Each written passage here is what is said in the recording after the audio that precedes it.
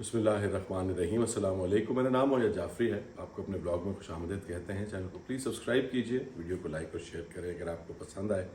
پاکستان اور بھارت کے حوالے سے تازہ ترین صورتحال پر بات کریں گے. پاکستان نے اپنے بارڈر کے along کچھ جنگی مشقیں کی ہیں. اس کے حوالے سے ایک انتہائی انٹرسٹنگ ڈیولپمنٹ ہے, اس کو آپ کے ساتھ شیئر کریں گے. بھارت اور پاکستان کے بیچ میں اس وقت فزیکل جنگ تو الحمدللہ شکر ہے اللہ کا کہ کسی ڈینجرس لیول پر نہیں ہو رہی. وہی معذرت کے ساتھ پولی ٹول کی جو بارڈر پہ بج رہی ہے وہی کہانی چل رہی ہے. چھوٹے ہتھیاروں کے ساتھ فائرنگ ہو رہی ہے اور جوابی فائرنگ ہو رہی ہے, لیکن کچھ سیریس انگیجمنٹ ایز سچ نہیں نظر آئی. جو پوسٹ کل پاکستان نے بھارت کی جو تھی ڈسٹروائے کی تھی, اس کے علاوہ آج کوئی میجر ڈیولپمنٹ نہیں ان فرنٹس پہ. لیکن اس کے علاوہ جو بیک اینڈ ہے اس کے اوپر سویر میجر ڈیولپمنٹس ہیں, جس میں کچھ انٹرویوز ہیں, جس میں ایک دوسرے کا ٹیمپریچر چیک کرنے کی کوشش کر رہے ہیں. اس بارے میں بات کریں گے. اور جو مین سٹوری ہے جس پر بات کرنی ہے ہم نے, وہ اسرائیل ہے, جو کہ آج اپنی ہی آگ میں جل رہا ہے. اور ان کے وہ لوگ جو کہتے تھے کہ یہ ہمیں ہمارے جو ریلیجن کے مطابق یہ ہمارا پرومسڈ لینڈ ہے اور یہاں سے ہمیں کوئی نہیں نکال سکتا, ان کو وہاں سے نکلنا پڑ رہا ہے, ایویکیویشن کرنی پڑ رہی ہے, اپنے گھروں کو چھوڑ کے بھاگنا پڑ رہا ہے. اور یہ سب کچھ کیسے ہوا, کس وجہ سے ہوا؟ اور اس وقت اسرائیل کے اپنے لوگ, جو اسرائیل کے اپنے تجزیہ نگار ہیں, وہ کیا کہہ رہے ہیں؟ کیونکہ خاص طور پہ آج وہ دن ہے جس دن اسرائیلی ریاست کا قیام ہوا تھا, اور یہ وہی دن ہے جس دن فلسطینیوں کے اوپر ظلم اور جبر کر کے ان کو ان کے گھروں سے باہر نکالا گیا تھا. اور آج وہ اسی دن پر کیا کیا ہو رہا ہے, اور یہ آگ کس طرح سے لگی, کس نے لگائی, اور کتنی تیزی سے پھیل رہی ہے, اور آگے کہاں کس طرف جا رہی ہے, نیتن یاہو کی کیا اس پر صورتحال ہے, یہ ساری کی ساری باتیں آپ کے ساتھ شیئر کریں گے. مگر اس سے پہلے عمران خان کے حوالے سے ایک خبر کا آپ کے ساتھ ڈسکشن کر لیں اور آپ کے ساتھ شیئر کر لیں, کیونکہ اس کا تعلق بہت ساری ڈس انفارمیشن سے ہے جو پھیلائی جا رہی ہے, اور ایک جھوٹی امید بیچی جا رہی ہے لوگوں کو کہ میٹنگز ہوئیں اور اس کے اندر یہ فیصلہ ہو رہا ہے, یہ پریشانی اور یہ شش و پنج پڑے ہوئے کہ عمران خان کو باہر نکالیں کہ نہ نکالیں, ملک کے حالات اتنے خراب ہو گئے ہیں, پرول پہ باہر نکال لیں یا ان کے لیے کوئی اسپیشل ارینجمنٹ کر لیں, یا کوئی اس طرح سے کوئی بہت ہی پریشانی ہے اسٹیبلشمنٹ اور پاکستان کی حکومت میں, اور ان کو عمران خان کی بہت اشد ضرورت محسوس ہو رہی ہے. ضرورت ہے یا نہیں ہے اس پر بحث نہیں, کہ ان کو محسوس ہو رہی ہے, اور کیا یہ ہو پائے گا کہ نہیں ہو پائے گا, ایسی کوئی بات نہیں ہے. میں کل آپ کو اپنے بلاگ میں بتا چکا ہوں. تمام انڈیکیشنز جو ہیں وہ اس طرح میں اشارہ کرتے ہیں کہ وہ ملک دے دیں گے, خان کو باہر لانے کے لیے تیار نہیں ہوں گے, کیونکہ انہوں نے بہت محنت کر کے, بہت سارے قانون توڑ کے, پاکستان کے آئین کی دھجیاں اڑا کے, پاکستان کی عدلیہ جو ہے اس کی گردن جو ہے وہ کاٹ کر, پاکستان کے قانون جو ہے اس کا بیڑا غرق کر کے, یہ سب کچھ پوری ریاست کو تہو تیغ کر کے تو انہوں نے یہ دن دیکھا ہے, خان کو جیل میں پھنسایا ہے. تو وہ صرف ایک جنگ کے لیے آپ کی خیال ہے باہر نکال کے لے آئیں گے. اور اگر آپ کو اس بارے میں ابھی بھی کوئی شک ہے تو آج کی خبر آپ کی جو طبیعت ہے اور آپ کی جو سوچ ہے اس کو بالکل, آپ کا جو شک ہے اس کو دور کر دینا چاہیے. ہے کہ سپریم کورٹ نے بڑی کلیئرلی یہ کہہ دیا ہے کہ اب 2025 میں جو ہے کسی بھی صورت اس سال کے اندر اندر تو خان صاحب کا 190 ملین پاؤنڈ کیس جو ہے اس کی ریویو یا سسپینشن آف سینٹنس جو ہے وہ تو نہیں لگ سکتی. وہ تو اب 2025 کے بعد ہی لگے گی, کیونکہ اس کی باری تب آئے گی. یہ رجسٹرار سپریم کورٹ نے بتا دیا ہے, جس کا مطلب یہ ہے کہ باقی کیساں تسی فٹ بال ہاکی شاکی کھیلتے رہو, آندے جاندے رہو, لیکن یہ بات آپ سمجھ لیں پی ٹی آئی والوں کہ تہاڈا بابا جڑا نا 2005 تک گھٹ تو گھٹ ایس کیس تے ساڈے کول ہی بیٹھا ہوا ہے. انلیس اینڈ انٹل کوئی اللہ معاف کرے بہت ہی سیویئر کوئی اس طرح کا کوئی انہونا واقعہ ہو جائے کہ خان صاحب کو باہر نکلنا پڑے یا نکالنے کی ضرورت پیش آ جائے. سو یہ جو ہے سوچ, فالس ہوپ میں ہمیشہ سے کہتا ہوں کسی بھی قسم کے کیس میں نہیں بیچنی چاہیے لوگوں کو, جھوٹی امیدیں نہیں دلانی چاہیے, حقیقت اور سچ جو ہے اس کو شیئر کرنا چاہیے. Getting back to the India Pakistan scenario, ہم نے جو ہے وہ آج جنگی مشقیں کی ہیں بارڈر کے اوپر, اور وہاں پر ہم نے ٹینک شینک, اپنے گولے شولے, اپنے سارے سسٹمز ایڈوانسڈ یوز کیے ہیں. اس پہ واحد اعتراض جو ہے مجھے وہ یہ ہے کہ یہ خبر ہر جگہ پر سیکورٹی ذرائع کی جانب سے لگتی ہیں, جو مجھے سمجھ نہیں آتی کہ ISPR جو ہے وہ اتنے کہ مطلب چھپ کے تو نہیں نہ ہوئی ہیں مشقیں, کہ سب کی آنکھوں کے سامنے ہوئی ہیں. سیکورٹی ذرائع سے خبر کیوں آتی ہے, میری عقل اور سوچ سے باہر ہے. آپ سے سیدھا نام لیں, ISPR نے یہ ڈیٹا ایشو کیا ہے. اینی ویز, سو وہ ساری یہاں پر بھی پوسچرنگ اسے کہتے ہیں, وار گیمز کہتے ہیں, وار پوسچرنگ کہتے ہیں. آپ اپنی اسٹرینتھ دوسرے کو دکھاتے ہیں کہ بھائی جس طرح سے کسی بھی لڑائی سے پہلے اگر آپ UFC دیکھتے ہیں, باکسنگ دیکھتے ہیں, تو باکسرز اپنے مسل فلیکس کرتے ہیں, ایک دوسرے کو اپنا ڈیل ڈال دکھا کے ڈرانے کی کوشش کرتے ہیں کہ میرے ساتھ مقابلہ کرنے سے پہلے 6 دفعہ سوچنا.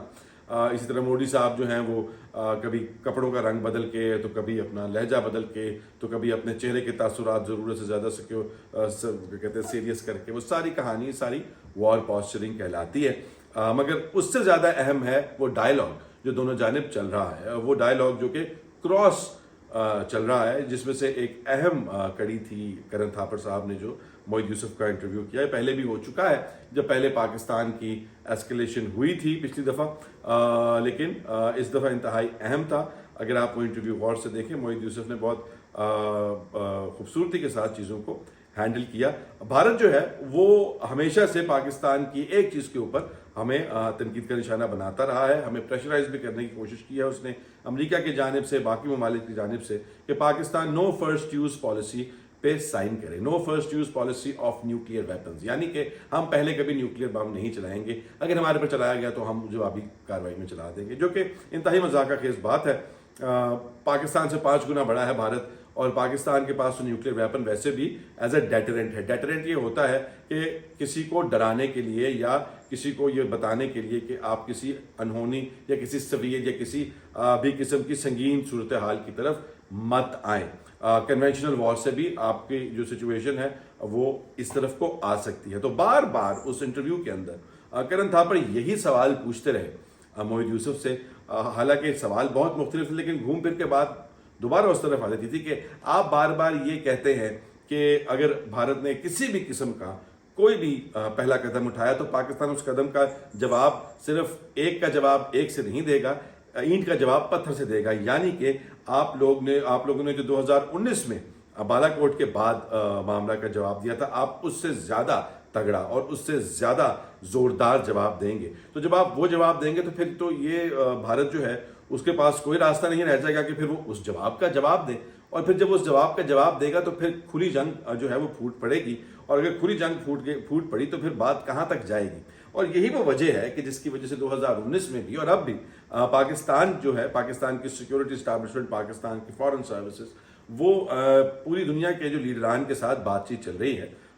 اسحاق ڈار ویسے تو ان کا فارن منسٹر ہونا کسی صورت بنتا نہیں ہے, نہ ہی ان کے کریڈینشلز ہیں, میں پہلے بھی کہہ چکا ہوں, نہ ہی ان کا منہ ہے اس طرح کی پوسٹ کے اوپر بیٹھنے والا. لیکن چلیں, اسکرپٹ ہی پڑھنا ہے. اسکرپٹ راولپنڈی سے آتا ہے فارن آفس کو اور فارن منسٹر کو بھی, تو انہوں نے اسکرپٹ ہی پڑھنا ہے بیٹھ کے, تو انہوں نے بھی پڑھ لیا تو کوئی بات نہیں ہے. خیر, وہ اسکرپٹ پڑھ کے, اسکرپٹ بنیادی طور پہ یہی ہے کہ ہمیں اس طرح کی پوزیشن میں مت ڈالیں کہ جہاں پر ہمیں پوری دنیا کے سامنے ایک نیوکلیئر وار شروع کرنی پڑے, کیونکہ پاکستان یہ قطعاً برداشت نہیں کر سکتا کہ آپ کنونشنل وار میں اپنی سائز کی وجہ سے, اپنی ملٹری کی سائز کی وجہ سے, تو ہم اس کو بھی نہیں مانتے کسی بھی صورت کہ وہ میٹر کرتا ہے اس سارے سیناریوں میں. لیکن اگر پاکستان کے ساتھ کھلی جنگ یا ہاٹ وار کی گئی تو پھر ہم لوگ جو ہیں وہ نیوکلیئر میزل چلانے سے پہلے سوچیں گے نہیں.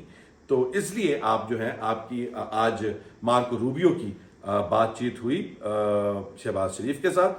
امریکہ نے دونوں سائڈز کو کہا ہے کہ آپ لوگ امن اور امان کے ساتھ بیٹھ کر اس معاملے کو طے کریں. تو اب یہ جو کہانی ساری ہوئی ہے اس کے نتیجے میں مودی سرکار کے پاس بہت کم اور بہت لمیٹڈ آپشنز رہ گئی ہیں, اور اسی وجہ سے اب جو پوسچرنگ ہے وہ کسی اور جانب جائے گی. دیکھنا یہ ہے کہ وہ جو 24 گھنٹے پریشان سا منہ بنا کے طارق صاحب نے کہے تھے وہ تو گزر گئے ہیں. 36 گھنٹے اب انہوں نے کہا, 36 گھنٹے پورے ہونے کے بعد پھر دیکھیں گے. سو اپنے لاسٹ ٹاپک کی طرف آتے ہیں جو کہ کیا کہتے ہیں اسرائیلی سچویشن ہے آج. اور جو ہیرٹس ہے جو کہ اسرائیل کا جو جوئش لابی کا اپنا اخبار ہے اسرائیل کا, اس کی لیڈ بہت مزیدار ہے. وہ لیڈ یہ ہے کہ on its 77th independence day Israel is on edge and in flames, یعنی کہ اپنی 77ویں یوم آزادی پہ اسرائیل جو ہے وہ ایک کنارے پہ کھڑا, مطلب کسی پہاڑ کے ایج پہ کھڑا ہوا ہے, گرنے کے قریب, اور جو ہے اسے آگ لگی ہوئی ہے. یعنی کہ حالات اور واقعات کا ان کا بیڑا غرق ہے. یہ بات اگر آپ نہیں جانتے تو آپ کو پتہ ہونا چاہیے کہ نیتن یاہو کو بہت زیادہ مقبول لیڈر نہیں ہے یہودیوں کی اس آبادی میں, جو کہ انہوں نے فلسطینیوں کے زمین پہ قبضہ کر کے بنائی ہوئی ہے. مگر یہ جو آگ لگی ہے اس کا حقیقت اور اس کی جو اوریجن ہے وہ جسے کہتے ہیں نا ربی عذاب آنا، کیونکہ وہ جو وہاں پر فلسطینی ہیں ان کی مدد کو سوائے اللہ تعالیٰ کے تو اور کوئی کسی سب نے آنے سے انکار کر دیا ہے. کسی مسلمان ملک نے وہ جو ماشاءاللہ سے ایک فوج بنائی تھی ہمارے سعودی عرب نے، اسلامک IMC میرے خیال اسلامک ملٹری کولیشن، وہ صرف اور صرف رحیل شریف کو بہت ساری تنخواہ دینے اور ایران کا بیڑا غرق کرنے کے لیے بنائی تھی. فلسطینیوں کی مدد کو وہ نہیں گئے. تو اللہ تعالیٰ کس طرح سے فلسطینیوں کی مدد کو آئے ہیں اس ساری کہانی کے اندر، وہ یوں ہے کہ ایک دن پہلے جو فلسطینی جو یہودی سیٹلرز ہیں جنہوں نے فلسطینیوں کے گھروں پر قبضہ کیا ہوا تھا، وہ مزید اپنا دائرہ کار جو ہے ویسٹ بینک میں بڑھا رہے تھے.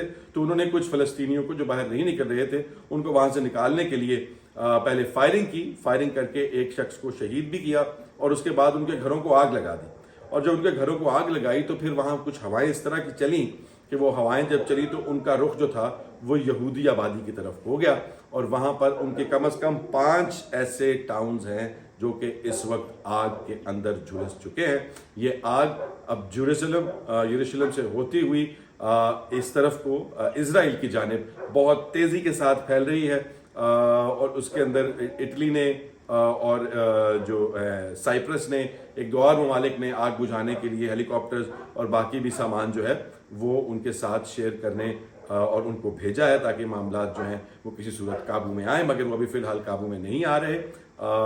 ابھی تک کی جو سچویشن کے مطابق جیسا کہ میں نے آپ کو بتایا وہاں سے آبادی وہی جسے وہ کہتے ہیں کہ جی یہ پرومس لینڈ ہے، اللہ ہمارے رب نے ہمارے لیے ہی بنایا ہے. اسی جگہ پر جس جگہ پر انہوں نے آج کے دن، آج سے اتنے سال پہلے 1948 پہ قبضہ کیا تھا، آج ان کو اسی دن وہاں سے خدا کی طرف سے ہی نکالا گیا ہے سڑکوں کے اوپر. اور وہ آپ کو اب اپنا سامان لے کر روتے ہوئے اور وہ اپنے گھر جہاں پر فلسطینیوں کے گھر تھے جن کے اوپر انہوں نے قبضہ کیا تھا وہاں سے، اس کو کہتے ہیں مقافات عمل.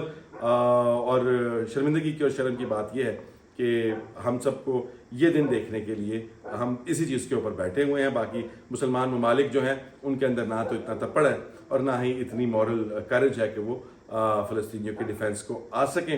باقی جہاں تک اندرونی سیاسی معاملات کا تعلق ہے، میں نے آپ کو پہلے بھی بتایا تھا، یہ جو فوجی اسکلیشن ہے، یہ جو پاکستان اور بھارت کی کشیدگی ہے، یہ بنیادی طور کے اوپر ون ون ہے ہمارے ملٹری اسٹیبلشمنٹ کے لیے. اگر بھارت حملہ کرتا ہے تو بھی یہ ہماری فوج کو گلوریفائی کرتی ہے، اور اگر بھارت حملہ نہیں کرتا تو بھی اس سے ہمارے chief of the army staff general Asim Munir کی مقبولیت میں اضافہ ہوگا، کیونکہ دونوں سے صورتحال میں ہی ول کم اور resurface as a potential as a probable hero. ویسے تو مجھے نہیں معلوم کہ پاکستان کے لوگ جو کہ خائف ہیں اور پاکستانی ملٹری کے ان کے ساتھ یا پاکستانی اسٹیبلشمنٹ رویے کی وجہ سے وہ ان سے ناراض ہیں، ان کے اوپر کیا اثر پڑتا ہے. لیکن ایک پوٹینشیل، ایک پرابیبلٹی ہے کہ شاید اس سے حالات اور واقعات میں ان کی امیج میں بہتری آئے. باقی we'll have to wait and see. کل ملتے ہیں انشاءاللہ. Take care. اللہ